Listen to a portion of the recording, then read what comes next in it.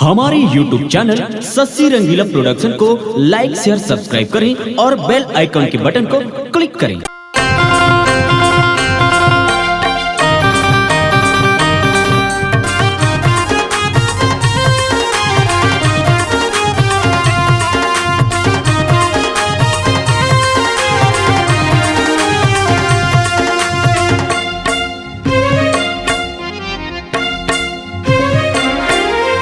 लाखों करोड़ों हजार है रानी उरई का चार बाजार है वो उरई का चार बाजार है तहा काका तहा काका तहा काका सब्जी ले वो रानी आबे मुंदियार के कंडिल दिया बार के आबे मुंदियार के कंडिल दिया बार के।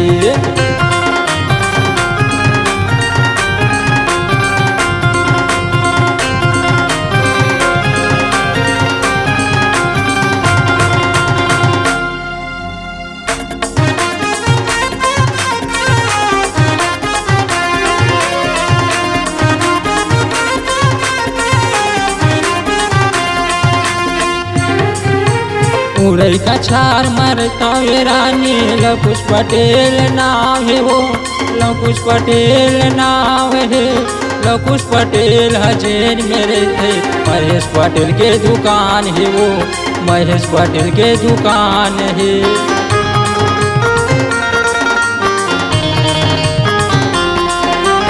उरई का छार मरता है रानी लकुश पटेल नाम है वो लकुश पटेल नाम है लकुश पटेल हजेर मेरे थे महेश पटेल के दुकान है वो महेश पटेल के दुकान है।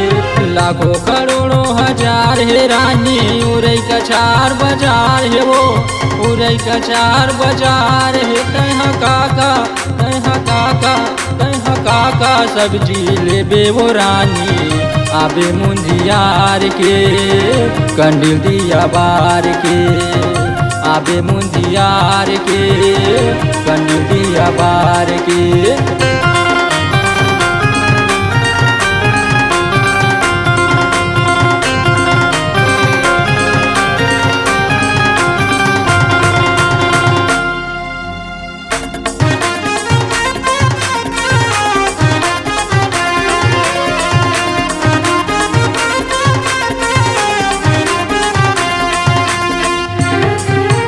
टोला घुमा हूँ गुपचुप खावा हूँ गोपी के चाट ठेला में वो गोपी के चाट ठेला में साड़ी ले दे हूँ चूड़ी ले दे हूँ गला पर सोनहार वो गला पर सोनहार वो।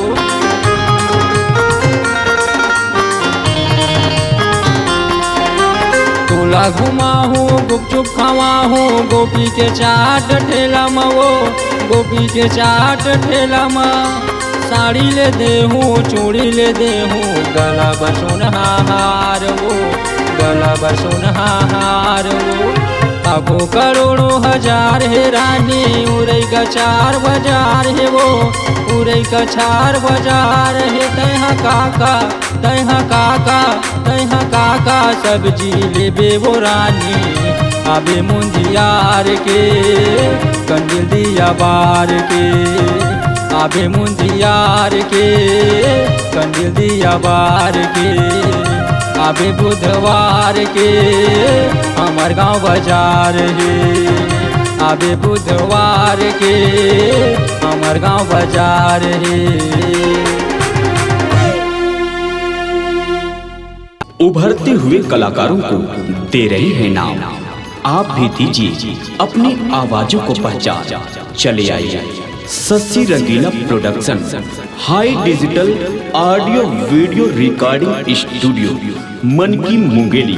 Mobile number 7089366823।